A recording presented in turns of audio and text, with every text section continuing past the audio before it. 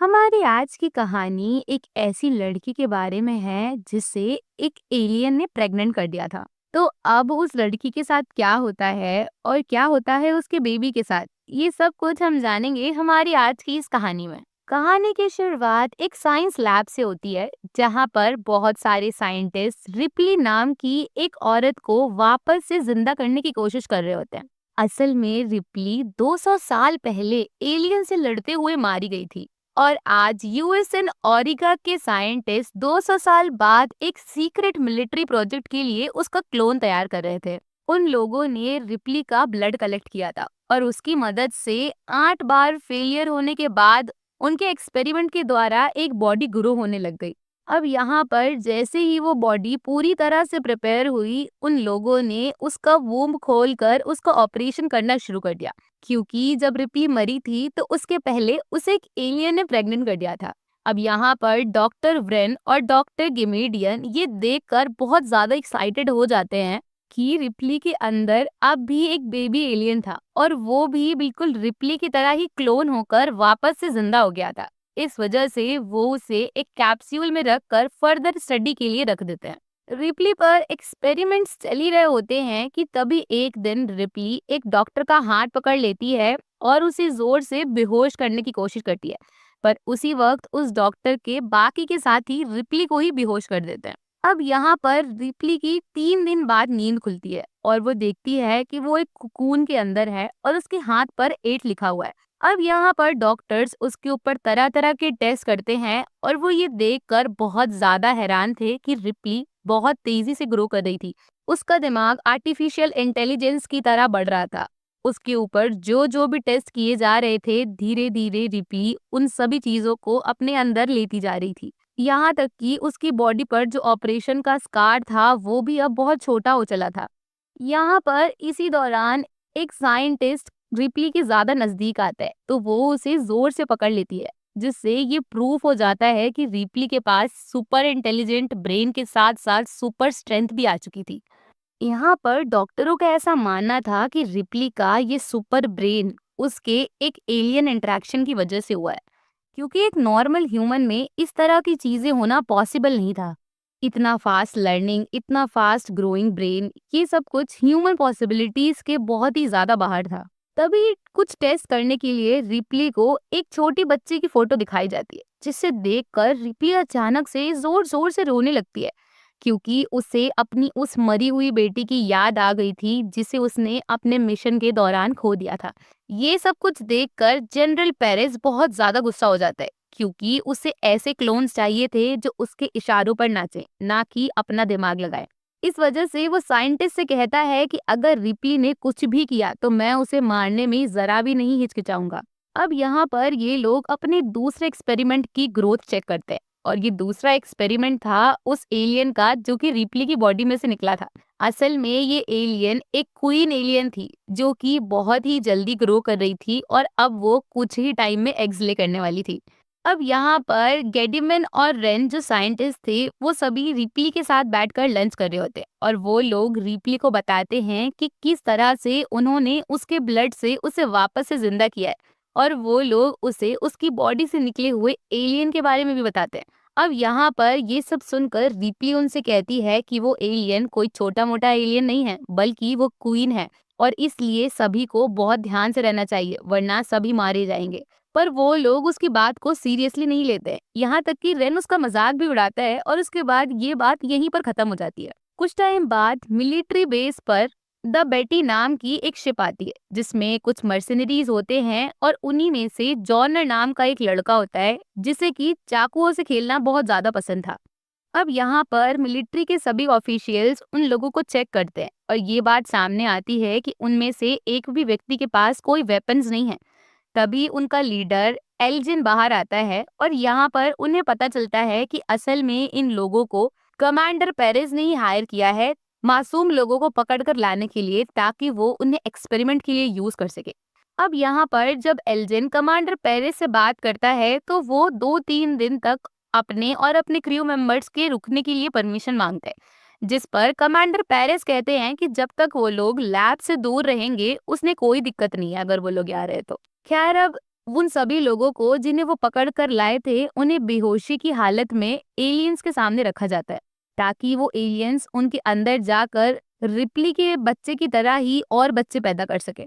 वहीं दूसरी तरफ रिप्ली बास्केटबॉल खेल रही होती है, और वो अब इस गेम में बहुत ही ज्यादा माहिर थी, क्योंकि उसकी सुपर स्पीड और सुपर स्ट्रेंथ से वो किसी भी चीज को बड़ी ही आसानी से कर लेती थी। तभी वहां पर एल्जिन के क्रू मेंबर्स आ जाते हैं और वो लोग रिप्ली के साथ खेलने की कोशिश करते हैं, पर रिप्ली इतनी ज्यादा तेज थी कि वो उन लोगों को बॉल को टच तक नहीं करने देती है। ये सब कुछ देखकर एल्जिन के क्रू मेंबर्स थोड़ा इरिटेट हो जाते हैं, और वो लोग रिप्ली के साथ झगड़ा करके उसके साथ फ्लर्ट करने की कोशिश करते हैं, पर रिप्ली उन सभी से बचकर दूर चली जाती है। तभी अचानक से क्रिस्टिन उसकी नाक पर बहुत तेज अटैक करता है, जिससे उसे थोड़ा ब्लड तो निकलता है, पर उससे ज्यादा और उसे कुछ नहीं होता है। तभी वहां पर डॉक्टर्स आ जाते हैं और वो रिप्ली को अपने साथ लेकर जाने के लिए आए थे। जाते वक्त रिप्ली अपनी नोज का कुछ ब्लड हटा करके जमीन पर फेंकती है, और उसी वक्त जमीन का जो मेटल होता है वो पिघल जाता है, जिसका मतलब था कि रिप्ली का ब्लड अब एसिड बन चुका था। और ये चीज उसके और एलियंस के बीच में कॉमन थी, यानी कि एलियंस का ब्लड भी एसिड था। अब यहाँ पर जब रात में सभी लोग सोने चले जाते हैं, तभी एल्जिन की टीम की एक क्रू मेंबर जिसका नाम कैल था, वो रिप्ली के सेल के बाहर आती है, और वो चुपके से जब रिप्ली सो रही होती है तो उसके पास चली जाती है। वो रिप्ली की बॉडी को ध्यान से देखती है और उसे समझ में आ जाता है कि रिप्ली के अंदर का जो एलियन था उसे वहां से हटा दिया गया है। तभी अचानक से रिप्ली जग जाती है, और अब कैल उसे सभी एलियंस को मारने में उसकी मदद लेने के लिए पूछती है। पर ये सब सुनकर रिप्ली कहती है कि अब बहुत ज्यादा देर हो चुकी है। अब यहाँ रिप्ली के रूम से बाहर जाते वक्त कैल को रेन और उसके सोल्जर्स पकड़ लेते हैं, और वो लोग उससे डिमांड करते हैं कि आखिर वो यहाँ पर क्या कर रही है। तभी अचानक से एल्जिन और उसके सोल्जर्स भी वहां पर आ जाते हैं, और अब वो लोग रेन को देख करके ओपन फायर कर देते हैं, और कुछ ही मिनटों में वो सारे साइंटिस्ट को मार डालते हैं। अब यहाँ पर एल्जिन वो कैल से पूछता है कि आखिर असल में वो कौन है, जिस पर कैल बताती है कि असल में वो एक अंडरकवर एजेंट है, और वो यहाँ पर इन डॉक्टर्स को रोकने आई है, क्योंकि वो लोग यहाँ पर मासूम लोगों को पकड़कर उनके ऊपर एक्सपेरिमेंट्स कर रहे हैं।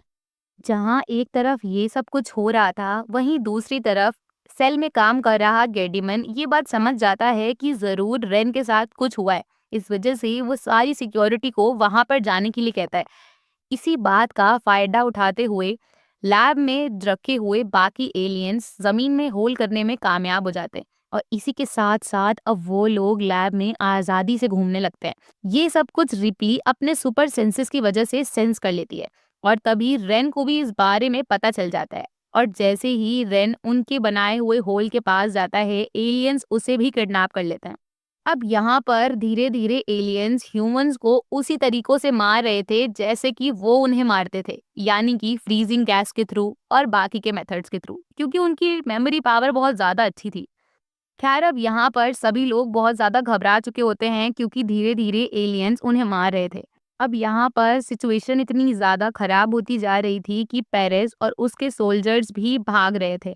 कुछ सोल्जर्स जो पहले पॉड में थे वो भागने में वहां से कामयाब हो जाते हैं, पर जब वो लोग दूसरे पॉड से भागने की कोशिश करते हैं तो एलियन उस पर अपना कंट्रोल कर लेता है। इसी बीच कमांडर पेरेस भी ये नहीं चाहता था कि उसके सोल्जर्स वहां से भागें। इस वजह से वो उन्हें रोकने की कोशिश करता है, पर तभी अचानक एक एलियन आकर उसे भी मार डालता है। अब यहाँ पर एलियंस रिप्ली के पास भी पहुंच चुके थे, और वो लोग उसके सेल में आने की कोशिश कर रहे थे। ये सब कुछ देखकर रिप्ली वहां से भागने की कोशिश करती है, और क्योंकि वो जानती थी कि उसका ब्लड एसिड है, इस वजह से वो उसका यूज करके वहां लगे सिस्टम में शॉर्ट सर्किट कर देती है, और उसके बाद वो बहुत ही चालाकी से वहां से भाग जाती है। अब यहाँ पर एल्जिन और उसके लोग अपनी शिप पर वापस जाने की कोशिश कर रहे होते हैं। तभी रास्ते में एल्जिन को उसके एक क्रू मेंबर की गन दिखाई देती है। इस वजह से वो अपने ग्रुप को दो हिस्सों में बंट जाने के लिए कहता है। वहां पर उसके सोल्जर की सिर्फ गन पड़ी हुई थी, जो कि काफी अजीब था, क्योंकि कोई अपनी गन छोड़कर तो नहीं भाग जाएगा, और उसका सोल्जर उसे कहीं दिखाई भी नहीं दे रहा था। असल में उसके सोल्जर पर एलियन ने अटैक कर दिया था, और उसके एसिडिक ब्लड की वजह से वो पूरा का पूरा पिघल चुका था। और जैसे जैसे एल्जिन उसकी गन की तरफ बढ़ रहा था, तभी अचानक से एक एलियन उसके पैरों से उसे खींच लेता है, और उसकी तुरंत ही वहीं पर मौत हो जाती है। उसके क्रू मेंबर्स उसे बचाने के लिए आते हैं, पर तब तक बहुत ज्यादा देर हो चुकी थी और एल्जिन पहले ही मर चुका था। तभी अचानक से अब एलियन बाकी के क्रू मेंबर्स पर भी अटैक करने की कोशिश करता है और वो लोग ये देखकर हैरान रह जाते हैं कि उनके पीछे का दरवाजा बंद था, यानी कि वो लोग अब वहां से नहीं भाग सकते थे। तभी अचानक से रिप्ली वहां कहीं से बाहर आती है और वो उस एलियन को मार देती है। अब यहाँ पर वो सारे मर्सिनरीज रेन से पूछते हैं कि आखिर उस स्टेशन पर कितने एलियंस हैं, जिस पर वो बताता है कि वहां पर टोटल 12 एलियंस हैं। इसलिए वो लोग दो टीम्स में बंट जाते हैं ताकि वो रिप्ली की मदद से उन एलियंस को मार सके, क्योंकि अब यही लास्ट ऑप्शन था। कैल हालांकि इस बात से अग्री नहीं थी और वो नहीं चाहती थी कि ऐसा हो, पर उसकी बात को इग्नोर करके सभी अपने अपने काम में लग जाते हैं। तभी अचानक से रिप्ली कहती है कि वो महसूस कर पा रही है कि वो स्टेशन चल रहा है। असल में ये पूरा स्टेशन स्पेस में था, जहां पर उसे बताया जाता है कि हाँ, यहाँ पर इमरजेंसी की कंडीशन में स्टेशन ऑटो पायलट पे किक हो जाता है और इस वजह से अब ये अर्थ की तरफ जा रहा है। पर ये सब कुछ सुनकर कोई भी खुश नहीं होता, क्योंकि अर्थ अब पूरी तरह से तबाह हो चुकी थी। इस वजह से कोई भी वहां पर नहीं जाना चाहता था, यानी कि उनका आखिरी ऑप्शन था मर्सनरीज की शिप द बेटी पर जाना। अब यहाँ पर बाकी एलियन क्रिएचर्स को ढूंढते वक्त रिप्ली को एक दूसरी हिडन लैब मिलती है, जहाँ पर वो देखती है कि बहुत सारे दूसरे टेस्ट एक्सपेरिमेंट्स रखे हुए थे, जिसमें से 1 to 6 नंबर के सारे एक्सपेरिमेंट्स फेल थे और वो बहुत ही भयानक क्रिएचर्स में बदल चुके थे। सातवां एक्सपेरिमेंट जिस पर किया गया था, वो लड़की अब भी जिंदा थी, पर वो पूरी तरह से वेंटिलेटर्स और ट्यूब पर थी। और असल में ये वही 7 एक्सपेरिमेंट्स थे जो रिप्ली से पहले किए गए थे। यानी कि अगर रिप्ली पर भी वो एक्सपेरिमेंट कामयाब नहीं होता तो वो उन्हीं लोगों में से एक होती। रिप्ली को देखकर नंबर 7 रिप्ली से हेल्प मांगती है। इस वजह से रिप्ली उसे और उस पूरे लैब को ही जला देती है, क्योंकि इसके अलावा वो उसके लिए और कुछ भी नहीं कर सकती थी। अब यहाँ पर वो नेक्स्ट उस कमरे में पहुंचते हैं जहाँ पर उन लोगों को रखा गया था, जिन्हें की द बेटी शिप के लोग अपने साथ लाए थे। अब यहाँ पर उन्हें लगता है कि वो सारे के सारे लोग मर चुके हैं, बट तभी परवेज नाम का एक आदमी जोर जोर से चिल्लाने लगता है और उसे देखकर रिप्ली कहती है कि इसके अंदर एक एलियन अभी है, यानी कि उसको अपने साथ लेकर जाना खतरे से खाली नहीं है। पर कैल कहती है कि हम इसे क्रायोस्टैसिस सर्जरी के लिए बाद में रख सकते हैं, इस वजह से हमें इसे यहीं मरने के लिए नहीं छोड़ना चाहिए। अब उसकी बात भी ठीक थी, इस वजह से टीम उसे भी लेकर आगे अपना काम कंटिन्यू करती है। अब यहाँ पर उन्हें द बेटी तक पहुंचने के लिए जो अगला रूम पार करना था, वो था एक लैब। पर वो लैब पूरी तरह से पानी से घिर रहा था, क्योंकि उस वक्त इमरजेंसी स्प्रिंकलर्स काम कर रहे थे। धीरे धीरे जैसे तैसे वो लोग आगे बढ़ते हुए जा रहे थे, पर अब आगे पानी और भी ज्यादा गहरा था, यानी कि अब उन्हें तैर कर आगे जाना होगा। वो सभी लोग अपनी सांस पूरी भरते हैं और अंडर वाटर स्विम करते हुए दूसरी तरफ जाने की कोशिश करते हैं। पर तभी अचानक से दो एलियंस उनका पीछे आने लगते हैं। जॉनर उनमें से एक एलियन को तो तुरंत ही गन से मार देता है, पर वो दूसरा एलियन अपने साथ एक मर्सनरी लड़की को ले जाता है। जब तक वो एलियन उस लड़की को खाने में बिजी हो जाता है, तब तक ग्रुप के बाकी के लोग दूसरी तरफ पहुंच जाते हैं। पर दूसरी तरफ का सरफेस एक बहुत बड़ी सी मेम्ब्रेन से कवर्ड है, यानी कि वो लोग बाहर नहीं जा सकते थे। पर तभी रिप्ली एक बार फिर अपनी सुपर स्ट्रेंथ दिखाते हुए उस मेम्ब्रेन को तोड़ देती है और वो लोग फाइनली वापस से एक सरफेस पर आ जाते हैं जहां वो सांस ले सकते थे। पर यहाँ पर एक दूसरा सरप्राइज उनका इंतजार कर रहा था, क्योंकि इस रूम में थे एलियन के एग्स। तभी अचानक से एक छोटा एलियन का बच्चा रिप्ली के फेस पर अटैक कर देता है और उसे पानी में अंदर ले जाता है।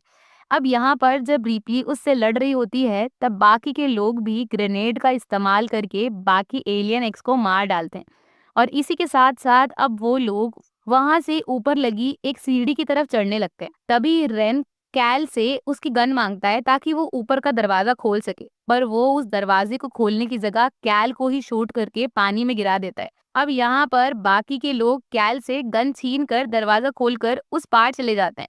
पर तभी वो एलियन जो पहले उस मर्सनरी को ले गया था, वो उनके पीछे आने लगता है और अब वो भी सीढ़ी चढ़कर ऊपर आ गया था। पर यहाँ पर कैल हार नहीं मानती है और जब वो सभी लोग दरवाजे के उस पार पहुंचते हैं, तो वो उनका वहीं पर वेट कर रही होती है। अब यहाँ पर रिप्ली कैल के जख्म को चेक करती है। अब यहाँ पर एक और बड़ा सच सामने आता है। असल में कैल एक एंड्रॉइड थी, यानी कि वो एक रोबोट थी और उसे इतनी ज़्यादा बखूबी से बनाया गया था कि कोई भी अंतर नहीं बता सकता था कि वो एक इंसान है या फिर एक रोबोट। ये सब कुछ जानने के बाद रिप्ली कैल को उसकी शिप के सिस्टम से कनेक्ट करती है, क्योंकि वो जानती थी कि वो एक रोबोट है। अब यहाँ पर जब कैल सिस्टम से कनेक्ट हो जाती है तो वो रिप्ली को बताती है कि वो स्टेशन असल में अर्थ पर जा रहा है, पर उस शिप में जो भी एलियंस प्रेजेंट हैं, अगर वो पृथ्वी पर पहुंच गए तो वो बचे हुए सभी ह्यूमंस को मार देंगे। अब यहाँ पर कैल रिप्ली से कहती है कि सिस्टम में इतनी भी एनर्जी नहीं है कि कैल उसे पूरी तरह से बर्बाद कर सके, जिस पर रिप्ली उसे कहती है कि उसे सिस्टम को ऑटो डिस्ट्रक्शन पर डाल देना चाहिए, क्योंकि यही सही होगा। वहीं दूसरी तरफ अब यहाँ पर बाकी के सभी लोग एक बार फिर से बेड्डी की तरफ बढ़ रहे थे, पर तभी अचानक से नीचे का एक दरवाजा खुलता है और एक एलियन रिप्ली को ले जाता है। पर वो लोग उसे हर्ट नहीं करते, क्योंकि उन्हें इस बात का एहसास था कि कहीं न कहीं रिप्ली उन्हीं लोगों में से एक है। इस वजह से वो उसे अपने नेस्ट के पास ले जाते हैं। वहीं दूसरी तरफ अब भी बाकी के लोग शिप पर बढ़ रहे होते हैं। पर तभी अचानक से परवेज और उसके अंदर का क्रिएचर बाकी लोगों पर अटैक करने लगता है। इस वजह से सभी मिलकर उसे वहीं मार देते हैं। वहीं दूसरी तरफ जब रिप्ली उस क्वीन मदर एलियन क्रिएचर के नेस्ट पर पहुंचती है तो वो वहां का नजारा देखकर हैरान रह जाती है, क्योंकि उस एलियन क्वीन ने बहुत सारे ह्यूमंस को हॉस्टेज ले रखा था और अब वो ह्यूमंस की तरह ही अपने बच्चों को जन्म दे रही थी। यानी कि उसके बच्चे आधे एलियंस और आधे ह्यूमंस हों, इस तरह की वो कोशिश कर रही थी। अब यहाँ पर जो भी नेक्स्ट बच्चा उसका पैदा हो रहा था वो पुरानी क्वीन को मारकर खुद को क्वीन मान ले रहा था। और यहाँ पर जो प्रेजेंट क्वीन थी वो रिप्ली से कहती है कि मैं ही तुम्हारी असली माँ हूँ। यानी कि वो एलियंस धीरे धीरे पृथ्वी पर रूल करने जैसा काम कर रहे थे। तभी अचानक से एक ह्यूमन वहां पर जोर जोर से बात करने लगता है, जो देखकर क्वीन एलियन उस पर अटैक करने के लिए जाती है। ये मौका देखकर रिप्ली तुरंत वहां से बेटी की तरफ भागने की कोशिश करती है, क्योंकि वो जानती थी कि सभी लोग वहीं गए हैं। अब यहाँ पर जैसे ही द बेटी वहां से जाने वाली थी, रिप्ली एंड टाइम पर उस पर चढ़ आती है और फाइनली अब वो बाकी सभी के साथ रीयूनाइट हो जाती है। पर यहाँ पर कैल देखती है कि गेट अभी भी थोड़ा खुला रह गया है। इस वजह से जब वो उसे बंद करने के लिए जाती है तो वहां पर एक एलियन क्रिएचर भी घुस आया था। अब यहाँ पर वो एलियन क्रिएचर कैल पर अटैक करके उसे बेहोश कर देता है। यहाँ पर कुछ टाइम बाद रिप्ली को ऐसा लगता है कि कैल को काफी ज्यादा वक्त लग रहा है दरवाजा बंद करने के लिए, इसलिए वो उसे चेक करने के लिए जाती है। और जैसे ही वो उस एलियन क्रिएचर को वहां पर देखती है, वो एक मदर की तरह उसकी केयर करने लग जाती है और वो एलियन क्रिएचर भी उससे रिपेल नहीं करता है। खैर अब वहां पर रिप्ली बड़ी चालाकी से अपने ब्लड, जो कि एक एसिड था, उससे विंडो में एक होल कर देती है और जैसे ही विंडो में होल होता है, प्रेशर वहां का कम होने की वजह से वो एलियन क्रिएचर उस विंडो से खींचकर बाहर चला जाता है। वहीं दूसरी तरफ अब वो मिलिट्री स्टेशन फाइनली पृथ्वी पर जाता है और एक बड़े ब्लास्ट के साथ पूरा स्टेशन सभी एलियंस को मारते हुए पृथ्वी पर क्रैश हो जाता है। वहीं दूसरी तरफ द बेटी फाइनली बहुत ही आराम से अर्थ पर लैंड कर जाती है और यहाँ पर अब रिप्ली और कैल एक दूसरे की तरफ देखकर ये सोच रहे होते हैं कि अब आखिर आगे उन्हें क्या करना है। और इस तरह से ये मूवी यहीं पर खत्म हो जाती है। तो दोस्तों, आपको ये वीडियो कैसी लगी हमें कमेंट करके जरूर बताएं। वीडियो पसंद आई हो तो don't forget to like, share and subscribe our channel. दोस्तों, अगर आपको इसी तरह की और वीडियोस देखनी है तो हमने एक प्लेलिस्ट बनाई है जिसमें हमने सिर्फ इसी तरह की मूवीज को एक्सप्लेन किया हुआ है। So go and watch them. And thank you so much and keep supporting us.